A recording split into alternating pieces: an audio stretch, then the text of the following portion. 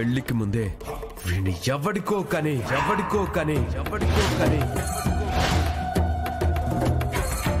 నటి వీధిలో వీడిని వదిలేసి వెళ్ళిపోయింది.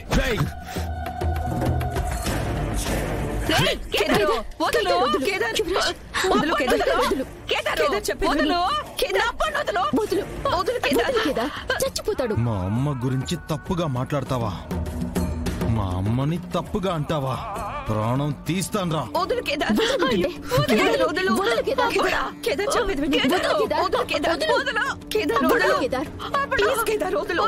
కేదార్ వదిలేసే, మన వల్ల ఒక ప్రాణం పోకూడదు. వదిలేసే.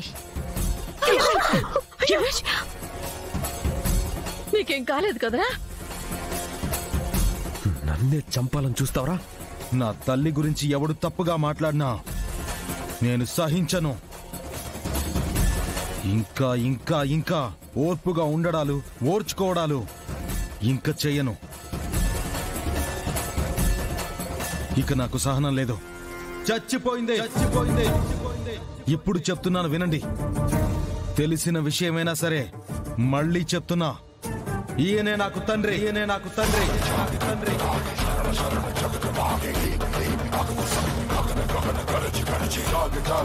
నేను ఈయన కొడుకుని.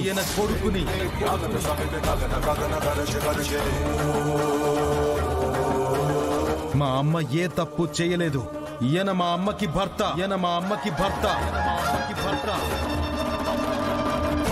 నేనే సుధాకర్ గారి పెద్ద కొడుకుని.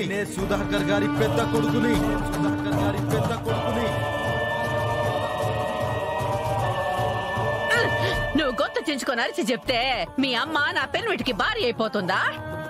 నువ్వు ఆయనకి కొడుకు అయిపోతావా? కావు. నిన్ను మా అబ్బోడేదో అన్నాడన్న కోపంలో ఇట్ట ఇంటి మీద మచ్చేసి తప్పించుకోవాలని చూస్తా ఉంటావు. ఇదే నిజమో? ఓ అవునా అత్తయ్య గారు?